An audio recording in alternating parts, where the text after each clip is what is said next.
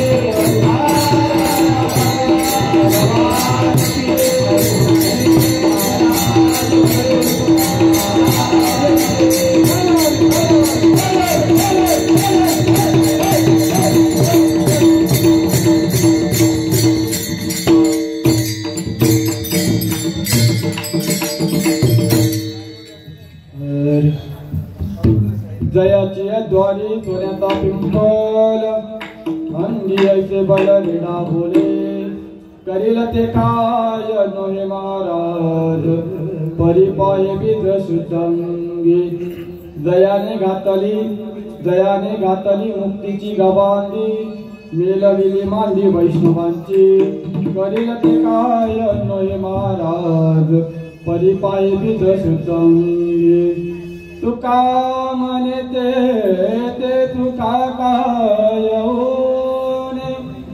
राय समाधानी चित्ताची करील ते काय दोहे महाराज परिपाय वेद शुद्धंगी महायोग पिते तटे भीमरत्य वरं कुंडलिकाय दातो मुनीन्द्रे समागत तिष्ठन्दमानन्दकन्दं परब्रह्मलिङ्गं भजे पाण्डुरङ्गं पाण्डुरङ्गकारो प्रथम नमः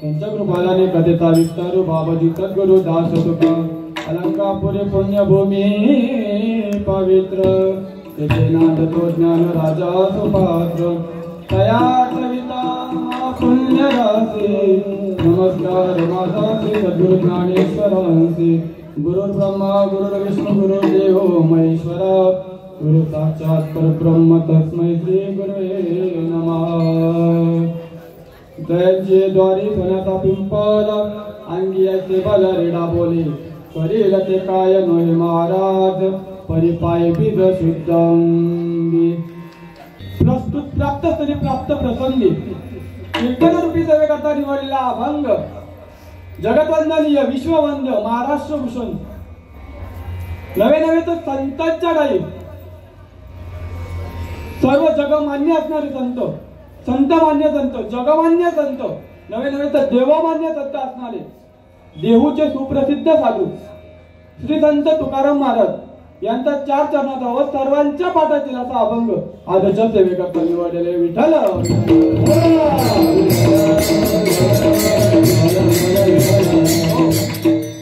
प्रस्तुत अभंगाचा विचार केला तर या अभंगामध्ये जगद्गुरु तुकोबाराय श्री संत ज्ञानेश्वर महाराजांचं लौकिक असं सामर्थ्याचं वर्णन करतात. विठ्ठल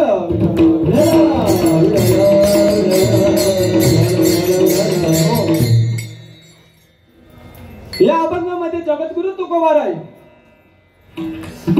खरं सांगायला गेलं तर एक संताने दुसऱ्या संतांचं वर्णन करावं. एका संताने दुसऱ्या संतांचं वर्णन या अभंगामध्ये केलेले. दयाची या द्वारी सोन्याचा पिंपल अंगी ऐसे बल रोडे रेडा बोले. म्हणजे लौकिकता भावाला बघेल की एखाद्या वर्णन करताना दुसऱ्या वर्णन करते वर्णन करत असताना दोन्हीही समतोल असावे. त्या पद्धतीने दोन्हीही सत्य समतोल प्रमाणे या ठिकाणी आहेत. विठ्ठल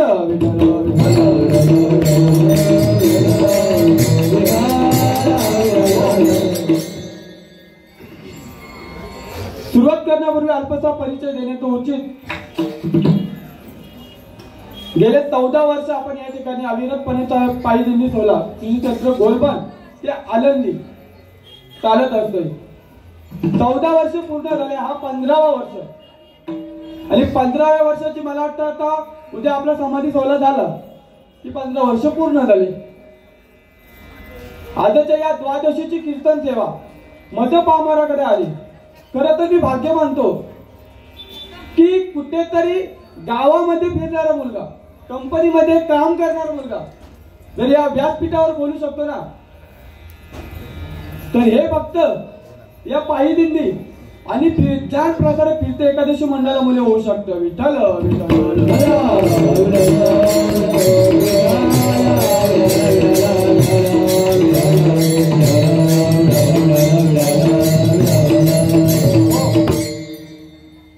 खरं तर आम्ही म्हणू की आम्हाला काय दिलं. मी मागच्या वर्षी म्हणून गेलो की आम्हाला जर का या दिंडीमध्ये येण्याचा योग आला नसता आम्ही या ठिकाणी आलोच नसतो. खरं तर आम्ही दरवर्षी आनंदीला येतो. असं नाही की आमची आनंदीवारी होत नाही, दरवर्षी आनंदीला येतोय. परंतु बघा ना, पायी येण्याचा योग खरं तर काल पण महाराज म्हटले की ज्याला या ठिकाणी यायचं ना तोच येतोय. पण ज्याला या ठिकाणी यायचंय, ज्याला तो जोपर्यंत तो पांडुरंग परमात्मा बोलवत नाही तोपर्यंत येऊच शकत नाही. आमचे कुठेतरी भाग्य उतरलेले आणि या ठिकाणी आम्ही पायी आलो. बरं, पायी येण्याच्या अगोदर आम्हाला एकादशी मंडळाने स्वीकारले. खरं तर माझ्या जीवनामध्ये म्हणजे सांगायचं झालं तर सूरज महाराज आणि योगेश महाराज मांगे सतत मला खूप पाठिंबा देत असतात. आता सूरज महाराजांचं सांगायचं झालं तर सूरज महाराज जवळजवळ 11 वर्ष झाले या दिंडीमध्ये येतात. महाराजांच्या सानिध्यात असताना सूरज महाराजांनी सांगितलं, म्हटलं चला मला सोबत कोणी नाही, आपल्याला एकादशीला जायचे. म्हटलं चला एकादशीला जायचे. कुठे जायचे? म्हणतात सारंगपुरीला जायचे. म्हटलं त्याला सारंगपुरीला तर जायचे, चला जाऊया. अरे तसंही मला आवड आहे, कारण आमचं पूर्ण घरानंच मालकरी. लहानपणापासून कीर्तन भजन हरिपाठ आवड आहे. म्हटलं चला जाऊया. माझी पहिली एकादशी मी सारंगपुरी गावामध्ये आलो. ते पण म्हणजे फक्त सूरज महाराजांच्या सोबत, कोणी सोबत नव्हतं म्हणून.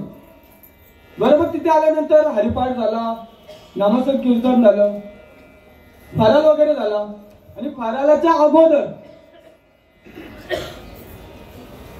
आपले प्रेममूर्ती गुरुवारी योगेश महाराज घरत यांनी अनाऊन्स केलं की आपल्या या एकादशी मंडळामध्ये एक नवीन सदस्य जोडला गेला. आता मी विचार करत होतो कोण हे सगळ्यांच्याकडे असं बघत होतो, कोण आहे आता बघूया ना. महाराजांनी माझं नाव घेतलं, हरिभक्त महाराज दिनेश महाराज शिवेशी. सूरज महाराज म्हणतो नाव तुमचंच नाव घेतलं ना. म्हटलं माझं नाव घेतलं, पण मी तर पहिल्यांदा आलोय. अहो म्हटलं तुम्ही जॉईन झाले ना आता एकादशी मंडळाला. म्हटलं असं पण असतं का? आल्यानंतर लगेच जॉईन पण व्हायचं असतं. म्हटलं ठीक आहे, आता काय हरकत नाही. महाराजांनी उठवलं आणि कीर्तनकाराच्या गळ्यातला हार तो माझ्या गळ्यात घातला. म्हणजे सांगायचं झालं तर पात्रताही नव्हती. पात्रता नसतानाही कीर्तनकाराच्या गळ्यातला हार आमच्या गळ्यात घातला. त्या दिवशी ठरवलं नाही, आतापर्यंत आपल्याला सगळे जे फेकून देणारे हार होते ना ते घालायचे, पण आता इथे नाथाच्या गादीवरचा हार भेटतोय. म्हणजे आपल्याला इथे सगळं भेटेल. आणि आयुष्यात जर सगळं पाहिजे असेल ना तर या ज्ञानप्रसारक तीर्थ एकादशी मंडळामध्ये या आणि या गोलबंदी आळंदी पायी दिंडीमध्ये या. तुम्हाला सगळं भेटेल. तुम्ही मागायची पण गरज नाही, मागू पण नका, सगळं भेटेल. फक्त या एकादशी मंडळामध्ये आधी या, पायी दिंडीमध्ये या. बघा ना एवढे तरुण आहेत, कोणीच मागत नाही, पण दरवर्षी पायी येतात ना. मला विचार करतात हा पायी येतो ना, त्याला पुढच्या वर्षी प्रमोशन देऊ, त्याच्या पुढच्या वर्षी कीर्तन देऊ. खरं तर हा माझा 4थं वर्ष आहे पायी. पहिल्या वर्ष आलो महाराजांनी प्रवचन लावलं. खरं तर पहिल्याच वर्ष येणाऱ्याला माहिती नाही, पण पहिल्याच वर्षी माझ्यावर जिम्मेदारी लागली, तुम्हाला प्रवचन करायचे. म्हटलं ठीक आहे, आता गुरुवारांचा आदेश आहे आणि आमचे प्रेमबंधू गुरुबंधू आहेत. म्हटलं ठीक आहे, काय हरकत नाही. पहिल्या वर्षी प्रवचन झालं, दुसऱ्या वर्षी लगेच कीर्तन, मागच्याही वर्षी कीर्तन झालं, याही वर्षी. खरं तर मी माझं भाग्य मानेल की मला काय मी जास्त कीर्तन घेत नाही. वर्षातून जेवढे येतील ते पण कोणते उत्तर रात्रीचे, उत्तर कार्याचे, वर्ष श्राद्ध, तर ते नवीन कीर्तन करायला तेच ना, जोपर्यंत शिकतात तोपर्यंत. आणि यावर्षी महाराजांनी सांगितलं की आळंदीमध्ये कीर्तन करायचे. उजळले भाग्य, उजळले भाग्य,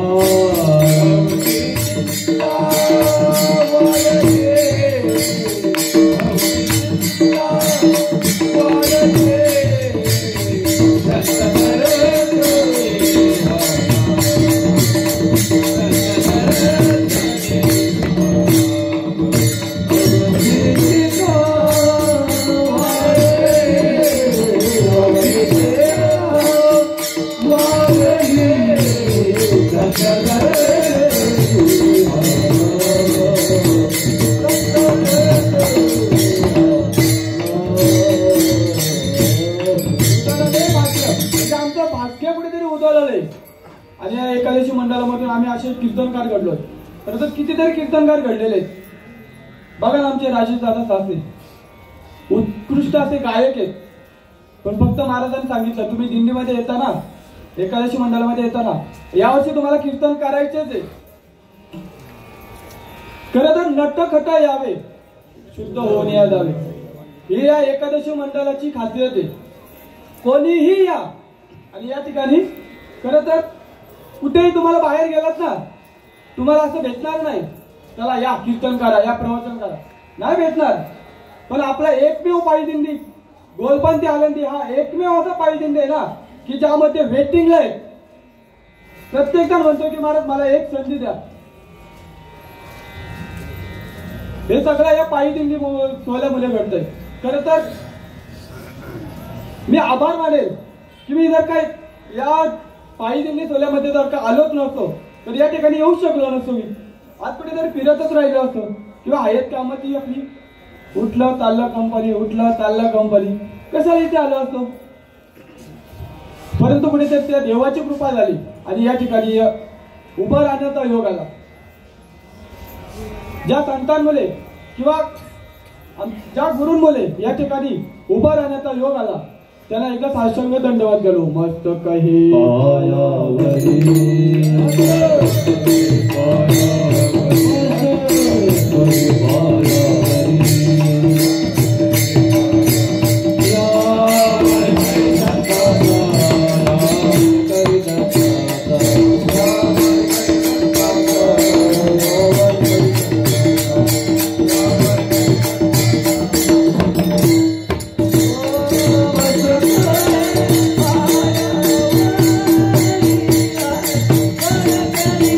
Santa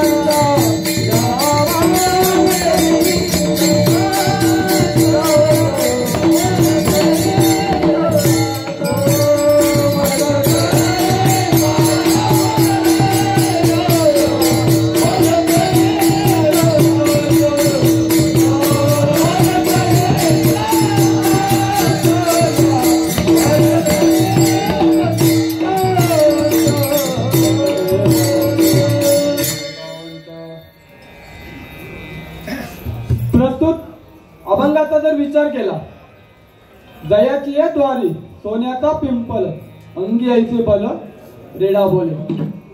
जगद्गुरु तुकोबाराय श्री संत ज्ञानेश्वर महाराजांचं लौकिक असं वर्णन करतात. बरोबर वर्णन कोणी करावं? बरोबर वर्णन करताना वर्णन आणि वर्णन करता दोन्ही समतोल असावे पाहिजे. नाहीतर कोणीही उठत आणि कोणाचंही वर्णन करायचं चालेल का? बरोबर जगद्गुरु तुकोबारायांकडे तेवढं सामर्थ्य होतं का? कारण वर्णन करतात जगद्गुरु तुकोबाराय, वर्णन कोणाकडचं करतात तर ज्ञानेश्वर महाराजांचं. खर तर असा लौकिक योग सहसा बघायला भेटत नाही.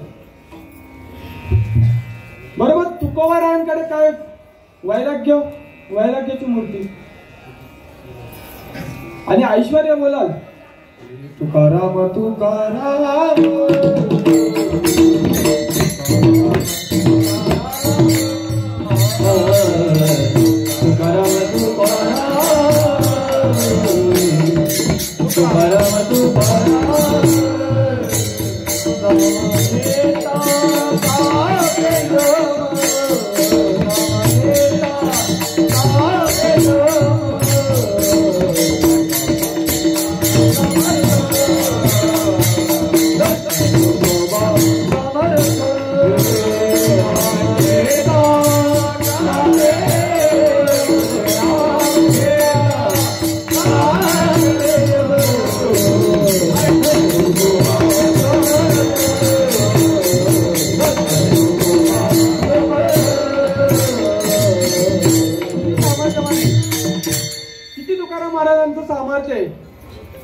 या ठिकाणी तुकाराम महाराजांचं सामर्थ्य बघितलं. माऊलींचं सुद्धा तेवढंच सामर्थ्य आहे ना. ज्ञानदेव म्हणता माया,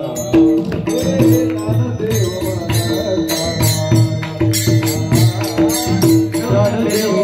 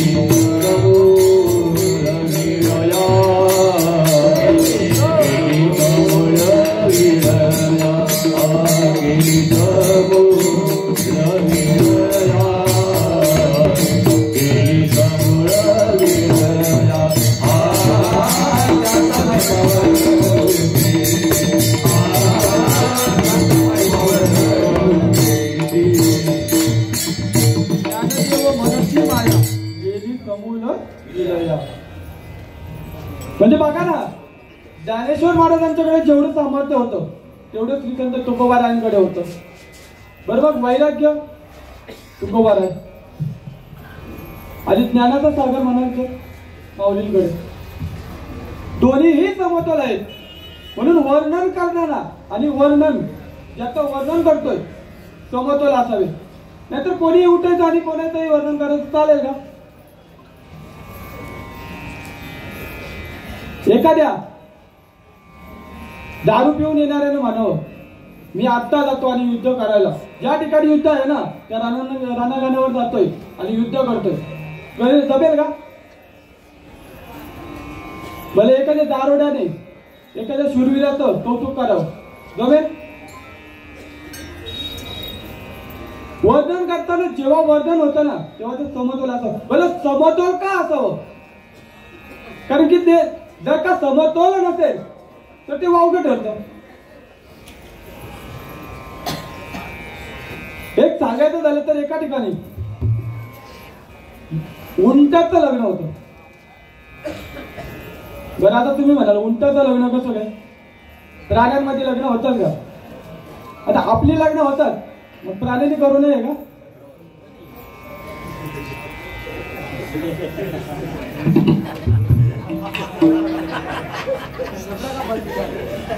बरोबर उंटाचं लग्न होतं. उंट दादाने सांगितले की आता लग्न करायचे, ब्राह्मण पाहिजे. ब्राह्मण म्हणून मंगलाष्टक बोलायला कोणाला बोलवायचं. म्हटलं ठीक आहे, आपण गाढव दादानं बोलूया. येतील. गेले उंट दादाने सांगितलं, म्हणले गाढव दादा माझं लग्न आहे, तुम्हाला मंगलाष्टका बांधायची. म्हटलं ठीक आहे, काय हरकत नाही, येऊन जाईल. लग्नाची विधी सुरू झाली. मंगलाष्टका. स्वस्ति श्री गणनायक गजमुख मोरेश्वर श्रीकृष्ण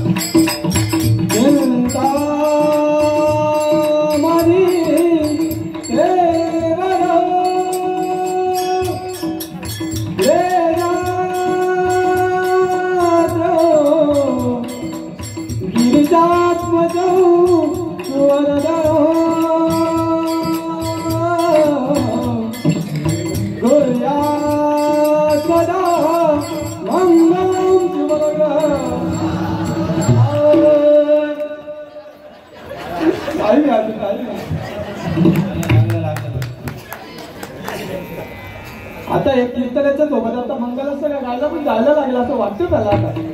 आता कीर्तनकाराची कधी कधी लागण्याची सुपारी असली ना तर सांगा जागा. बरोबर लग्न संपन्न झालं. उंट दादांना वाटलं वा काय छान. गाढव दादांकडे आले. गाढव दादा काय आवाज तुमचा ऐकलाच नाही. किती सुरावर जाता तुम्ही, किती सुरावर गाता. आता गाढवाचा आवाज कसा.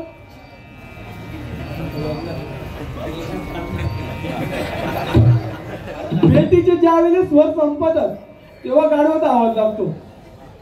पण आता काय करणार, लग्न झालं. गाढवाचं आता गाढवाने म्हटलं तर स्तुती केली पाहिजे ना. गाढवाची स्तुती केली उंट दादाने. आता गाढवाला वाटलं बाबा माझी स्तुती झाली. आता ज्याने स्तुती केली त्याची पण स्तुती करावी लागते ना कधी कधी. गाढवाने पण स्तुती चालू केली. म्हटले काय हो उंट दादा, काय तुम्ही तुमच्यासारखं सौंदर्य कोणालाच नाही. आता उंटाचं सौंदर्य आहे का कोणत्या भाषेत. रंध्यात आहे, कोणत्या रंध्यात, कोणत्या वल्ल्यात येतं. सांगायचं झालं तर ज्ञानोबरायांचं वर्णन करतात, परंतु या ठिकाणी गाढवाने उंटाचं वर्णन केलं, उंटाने गाढवाचं वर्णन केलं. मान्य होतंय कोणाला. वर्णन करताना समोरच्याचं जेव्हा वर्णन करतोय त्या वर्णन करणाऱ्याला जो वर्ण विषय घेतोय तो पण सारखाच असावा लागतो. नाही तर कोणाचंही कसंही वर्णन करून होत नाही ना. बरोबर वर्णन केलं जगद्गुरु तुकोबारायांनी, तेही श्री संत ज्ञानेश्वर महाराजांचं. बरोबर तुकोबारायांच्याकडे तेवढं सामर्थ्य होतं, वैराग्य होतं. तुकाराम महाराजांकडे इतकी अमाप संपत्ती होती, लोकांना वाटून टाकली. ज्यावेळी शिवाजी महाराज श्री संत तुकोबारायांच्या कीर्तनामध्ये आले, महाराजांना भेटायला आले. तुकाराम महाराजांना भेटल्यानंतर तुकाराम महाराजांना भेटले, म्हटले महाराज आम्ही बघतोय की आपल्या म्हणजे शिवाजी महाराजांनी ज्यावेळेस बघितलं त्यावेळेस तुकाराम महाराजांची गरिबीची अवस्था होती, म्हणजे आपल्या भाषेत गरिबीची. तुकोबाराय हे श्रीमंत होते, श्रीमंत जगद्गुरु तुकोबाराय. तुकाराम महाराजांनी बघितलं आणि मग तुकाराम महाराजांनी नजराला पाठवलं, हिरे मोती जवाहीर हे सर्व त्यांना पाठवले. म्हटलं तुकोबाराय हे आमच्याकडून तुम्हाला भेट. भेट म्हणजे तुकोबारायांची अवस्थाच त्यावेळी तशी होती, काहीतरी करावे. आणि देणारा कोण होता, शिवाजी महाराज. देणारे तितके श्रीमंत होते म्हटलं त्याला संतांचं काहीतरी केलं पाहिजे संतांसाठी. तुकाराम महाराजांनी म्हणाले की तुकाराम महाराज म्हणाले हे आम्हाला जमणार नाही. अभितीने सुखी म्हणा विठ्ठल विठ्ठल मुखी तुमने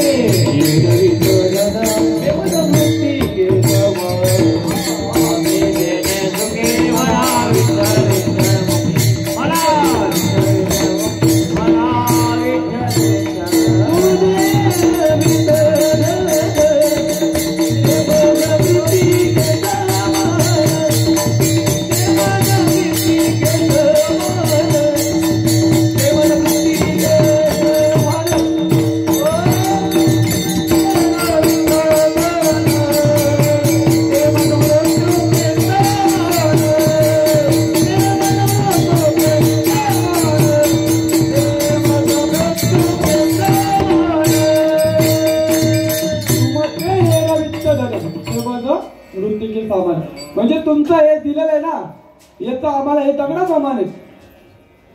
कधी कधी माणसाने असं ते खरं बोलून जावं. तुका म्हणे सत्य सांगो याती येते रावी. म्हणजे कितीही काही येतं जे असेल ना ते तोंडावं बोला. काही काही माणसं लेव पाठीमागे बोलतात. म्हणजे काय सवय आहे ना काहीच कळत नाही. जे आहे ते तोंडावं बोलायचं. त्यामुळे त्याला रागाला तरी चालेल. आता आम्हाला सवय येते जे असं ते तोंडावर बोलायचं. पण लोक कशी पाठीमागे बोलल्याशिवाय राहत नाही ना करमतच नाही. आता ज्याला सवय आहे पाठीमागे बोलायची तो ना तो असा करीत होता. याने ना हे करायला नव्हतं पाहिजे. मग ते जाऊन त्याला सांगा ना. दुसऱ्याला कशाला सांगा. ज्याने केलंय त्याला सांगा ना. ते दुसऱ्याला सांगून दुसऱ्याचे कार्य कशाला बनवायचे. निंदा मत करना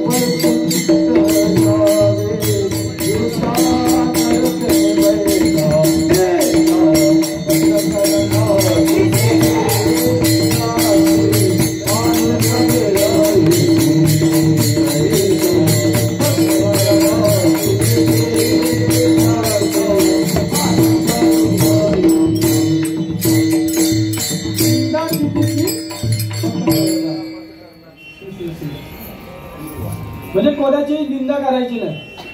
जे असेल ते सत्य सांगू. शिवाजी महाराजांनी दिलेला नजराना तो घेतला नाही. कारण की श्रीमंत आहे. कसलीच कमी आहे त्या ठिकाणी काही नाही. तुकोबाराय म्हणतात की आम्हाला याची गरज नाही. बरोबर तुकोबारायांकडे तुम्ही म्हणाल वर्णन करणारा तेवढा योग्यतेचा पाहिजे. मग तुकोबारायांकडे सामर्थ्य वैराग्य तुम्ही आम्ही सांगाल. बरोबर हे कोणीतरी सांगितलं पाहिजे. पण मग तुकाराम महाराजांचं सामर्थ्य वैराग्य इतकं अमाप आहे ते कोणीतरी सांगायला पाहिजे. मग कोणी सांगितलं. तुकिता तुलने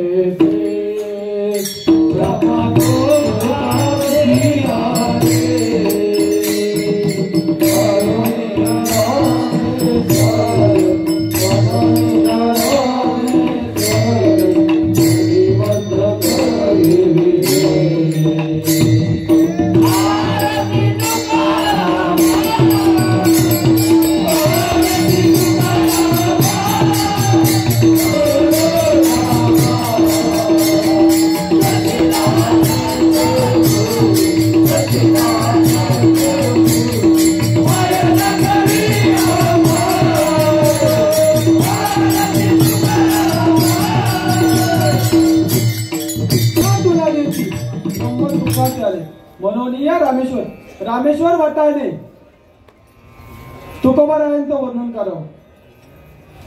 आपल्या सारख्याने करावे ना. तुकोबारायांचं वर्णन केलं. तुकोबाराय इतके सामर्थ्यवान भले मग वर्णन कोणाचं करतात? माऊलींचं. मग माऊलींच्याकडे काय असं आहे? आता तुकाराम महाराजांचं सामर्थ्य, वैराग्य, ऐश्वर्य सर्व बघितलं. बरं मग माऊलींच्याकडे काय असं आहे की जे वर्णन करावं आणि तुकोबाराय यांनी सांगावं? तेच सांगतात अभंगाचं द्वारी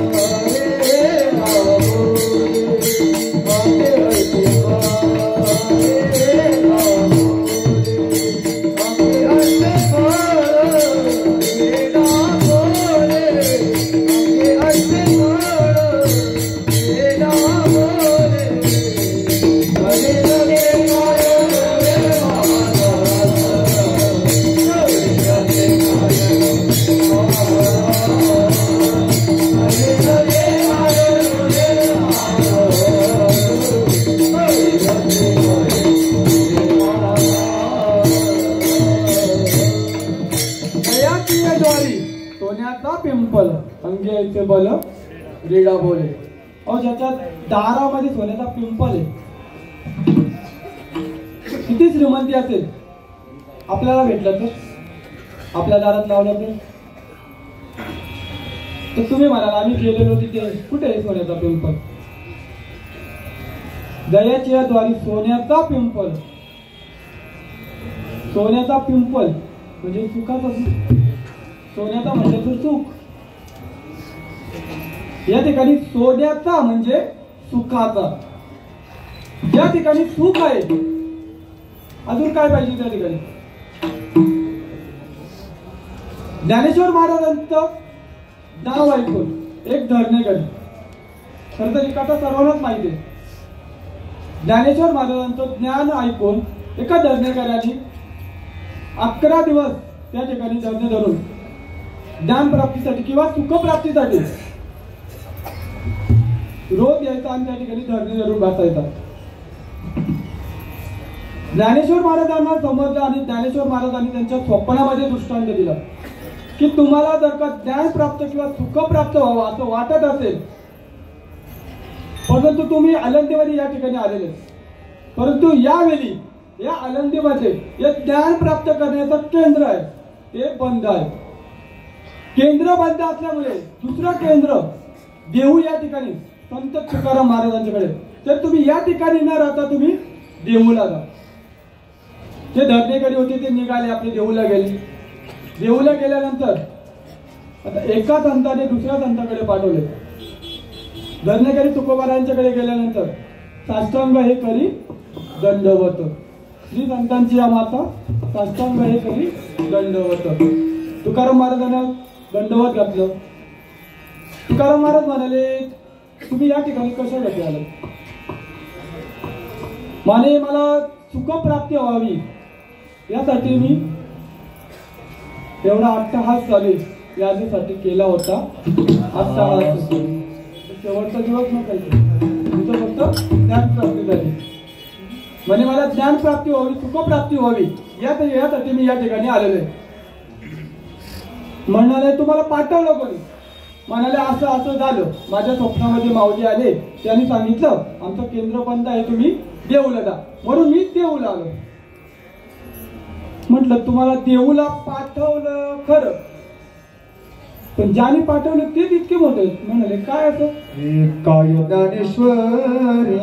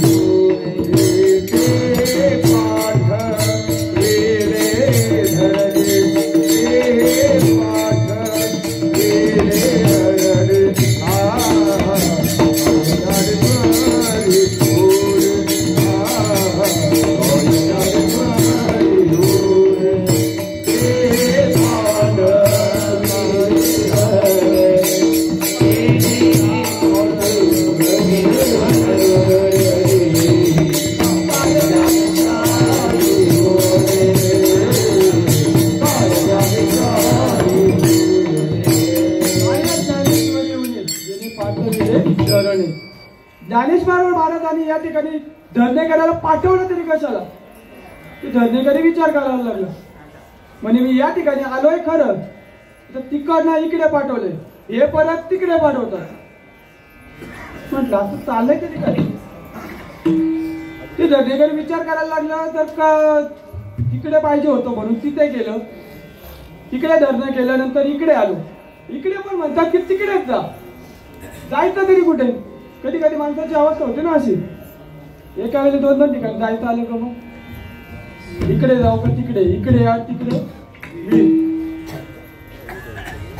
त्यावेळी तुकोबाराज म्हणतात की अरे तू ज्यांच्याकडून आलाय ना, अमापाशी संपत्ती दयाची या द्वारी सोन्याचा पिंपल. अहो ज्या ठिकाणी तुला सुखप्राप्तीसाठी तू एवढे दिवस धरणं धरले ना, ज्या ठिकाणी सुखाचा सागर आहे, सुखाची ज्या ठिकाणी प्राप्ती होते, त्या ठिकाणी तू असून सुद्धा देऊला आला. तुकोबाराज विचार करतो काय धरणेकराला कशासाठी पाठवले? बरोबर सुखाचा तिथे सुख आहे, बरोबर त्याच्याकडे सामाचं काय आहे? अंगी ऐसे बल रेडा बोले. बरं मग आता रेडा कोणता? प्राण्यांमध्ये सर्वात ढ, ज्याला काहीच येत नाही तो ढ. बरं मग आता अशा निर्बुद्ध असणाऱ्या रेड्याचा मुखी ज्याने वेद बोलवले किती सामर्थ्य असेल हो? एवढं सामर्थ्य असतानाही ज्ञानेश्वर महाराजांनी तुम्हाला इकडे पाठवले. ते धरणेकरी खरोखर विचार करावा लागला की इतकं सामर्थ्य असताना मला इकडे का पाठवले? कारण सोन्याचा पिंपल ज्या ठिकाणी सुखाची प्राप्ती होते, ज्या ठिकाणी आल्यानंतर खरोखर सुख मिळतं. तुम्ही जर का मंदिरामध्ये काल गेले असाल, दर्शन घेतलं,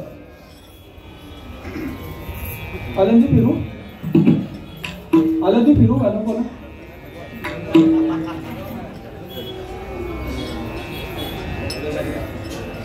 डोले नका बंद करून झोपून जातील, साखर झोपेतले सध्या. महाराज ज्या वेळेस त्या सोन्याच्या पिंपळाजवळ आपण जातो, सुवर्ण पिंपळाजवळ जातोय, काय सुख असतो? ज्यावेळेस आमचं दर्शन झालं, आम्ही महाराज बसले होते, महाराजांच्या सोबत त्या ठिकाणी आलो. महाराजांच्या सोबत बसल्यानंतर त्या ठिकाणी आम्हाला एक 5 मिनिटं बसायला मिळालं. अहो मनाला इतकं समाधान वाटतं ना त्या ठिकाणी आतमध्ये, म्हणजे असं वाटत नाही का या मंदिरातून परत निघावं, इतकं समाधान वाटतं ना. काय सुख आहे हो त्या ठिकाणी? कारण का सुख येतं? दयाची या द्वारी सोन्याचा पिंपल. ज्या ठिकाणी सुखाची प्राप्ती होते त्या ठिकाणी किती सुख भेटणार आहे? तुम्ही म्हणाल या ठिकाणी आता गणेश बाबा आता एकटे जे राहू नको नको म्हणतो.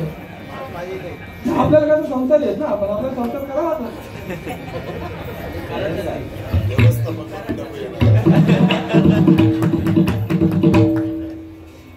त्या ठिकाणी सुख प्राप्ती होते आणि इतकं सामर्थ्य की वेळेच्याही म्हणजे मुखातून वेद बोलवले, इतकं सामर्थ्य आहे.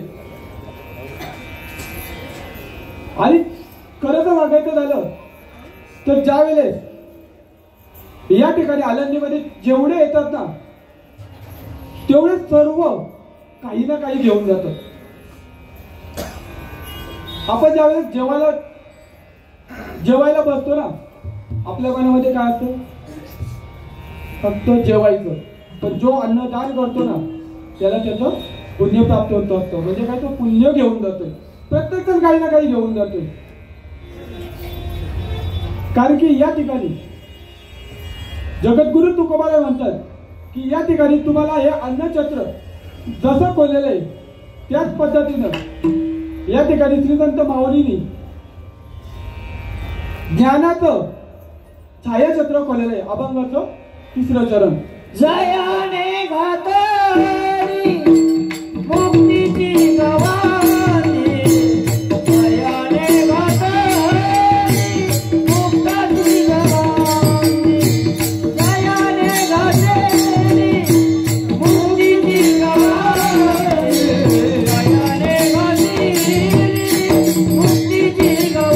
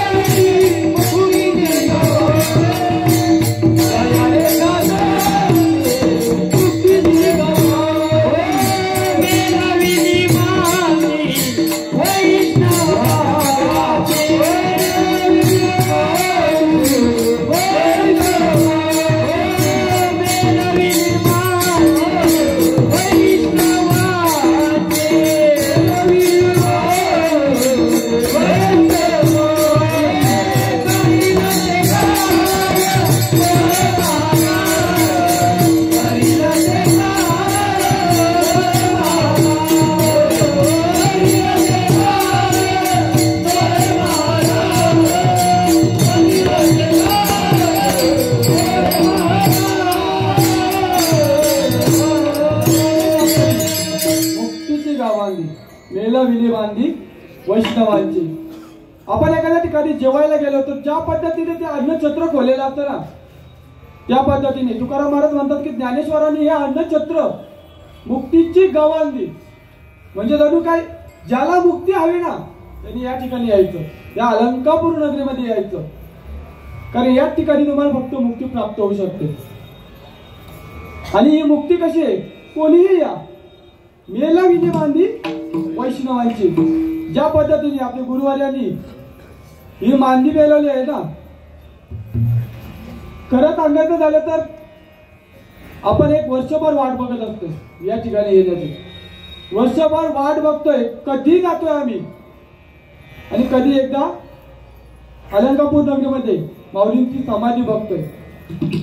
आणि या ठिकाणी आलो प्रत्येक वैष्णव, प्रत्येक भाविक भक्त आम्हाला मिळत असते. कारण साधू संतांच्या शिवाय, त्यांच्या भेटीशिवाय आणि त्यांच्या दर्शनाशिवाय काहीच नाही आहे ना. तुम्हाला मुक्ती पाहिजे असेल तर याच ठिकाणी मिळणार आहे. सुख प्राप्त करायचं असेल याच ठिकाणी मिळणार आहे. ज्ञान मिळवायचं असेल याच ठिकाणी मिळवायचं. तुम्हाला जे पाहिजे याच ठिकाणी मिळेल. फक्त प्रेमाने या ठिकाणी आणि मन चित्त समाधानी पाहिजे, तर या ठिकाणी तुम्हाला सर्व मिळेल. म्हणजे माऊलींनी ही जी गावांनी मिळवलेली ही फक्त तुम्हा आम्हासाठी, कारण या ठिकाणी सर्वांनी यायचंय, सर्व प्राप्त होणार. पुढे त्या धर्मेकरांनी विचारलं म्हणे महाराज तुम्ही मानताय की या ठिकाणी सर्व आहे, मग या ठिकाणी आलं आम्हाला सगळं मिळेल, सुख प्राप्त होईल, सगळं मिळेल. पण मग त्यांनी इकडे का पाठवलं? तुकोबाराय म्हणतात की अरे तुला इकडे पाठवले ना, हीच तर म्हणजे इकडे यायलाच नव्हतं पाहिजे होतं. ज्या ठिकाणी तुला सर्व मिळतंय ते सोडून इकडे आलंय.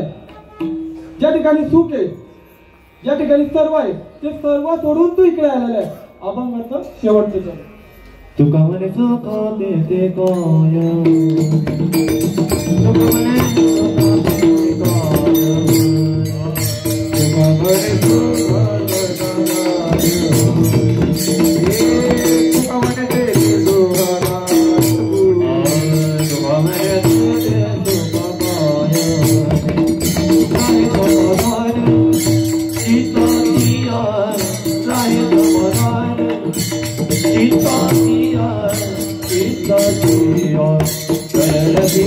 It's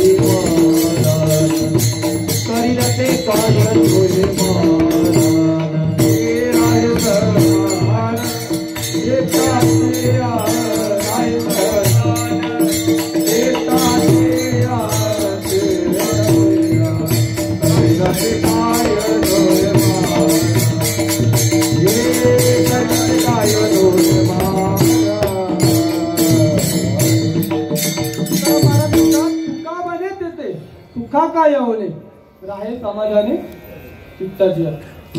ज्या ठिकाणी सुख आहे फक्त समाधानी राहे समाधानी चित्ताची. जोपर्यंत तुझं चित्त स्थिर होत नाही ना तोपर्यंत तुला काही मिळणार नाही. पण ज्या वेळेस तुझं चित्त स्थिर होईल ना समाधानी होईल ना जोपर्यंत तू त्या ठिकाणी समाधानी राहत नाही ना तोपर्यंत तुला काहीही प्राप्त होणार नाही. ज्या वेळेस तू त्या ठिकाणी समाधानाने राहशील ना त्यावेळेस तुला सर्व सुख मिळेल. खर तर माऊलींचं दर्शन ज्या वेळेस होतो माऊलींचं दर्शन झालं की खरोखर आम्हाला सुखाची प्राप्ती होते. त्या ठिकाणी कोणतीही आशा निराशा काहीच मनामध्ये राहत नाही. इतकं सुख प्राप्ती होतं. या ठिकाणी माऊलीच्या दरबारात आपण आले. वेळ माझी संपत आली. एकदा माऊली विठोबा रखबाई जय घोष करूया. विठोबा रखबाई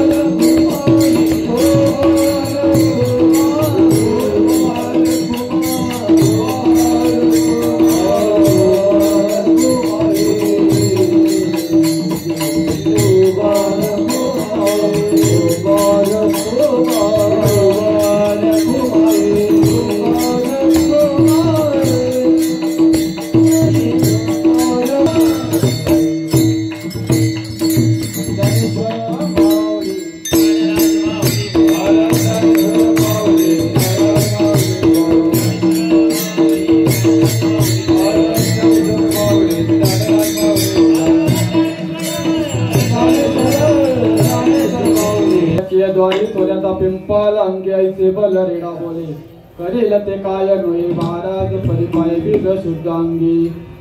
जयाने घातली मुक्तीची गबांधी मेलविली मांदी वैष्णवांची करेल ते काय नोहे महाराज परिपाय बीज शुद्धांगी.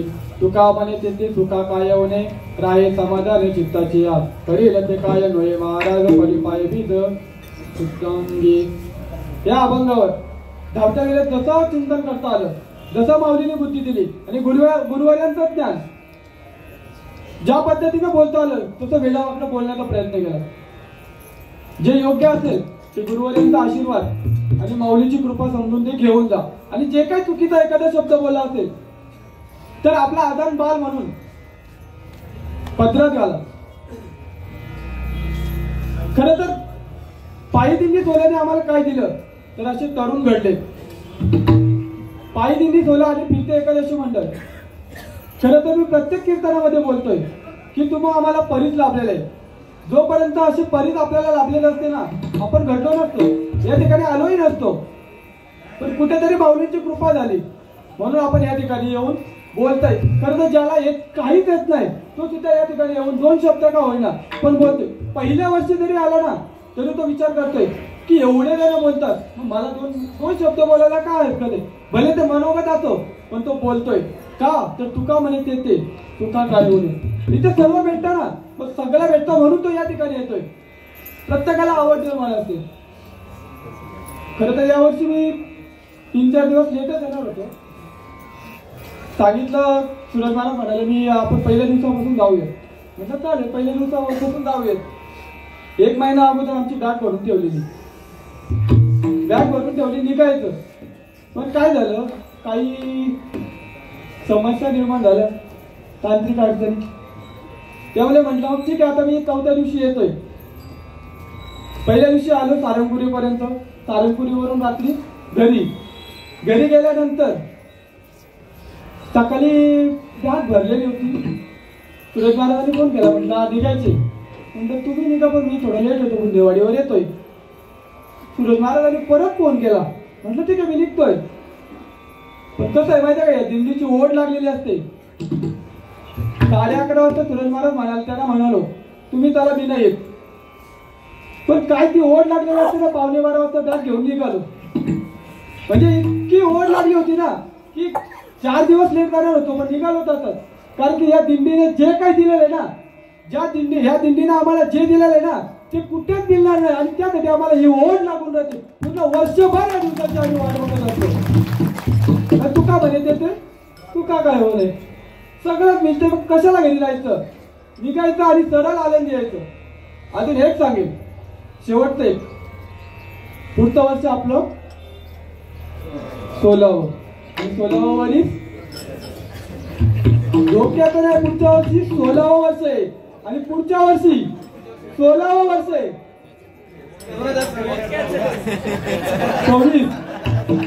2026 पुढच्या वर्षी आपलं पाहिजे तिथं डोक्यात आहे. डोक्यात आहे त्याच्यामध्ये पुढच्या वर्षी कोणीही घरी राहू नका. अगदी पहिल्या दिवसापासून या.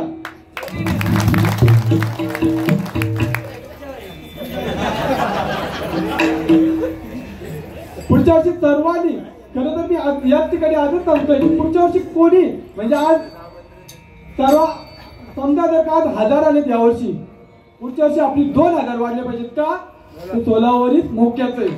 16 वर्ष आपल्याला पुढच्या वर्षी 2000 पब्लिक तरी या ठिकाणी आलेच पाहिजेत. कारण या ठिकाणी माऊली सांगतात की तुका म्हणते ते तुका काय यायचंच आहे. तुम्हाला चुकत पाहिजे ना, तर या ठिकाणी यायचंच आहे. बोलण्याच्या वगैरे एखादा शब्द वेळा वाकडा निघाला असेल तर तो माझा मला परत करा. आणि गुरुवर्य प्रेममूर्ती योगीजी महाराज घरत गणेश बाबा मालेराव माझ्या आई वडील खरं तर या ठिकाणी येणार होते, परंतु काही कारणास्तव ते या ठिकाणी येऊ शकले नाही.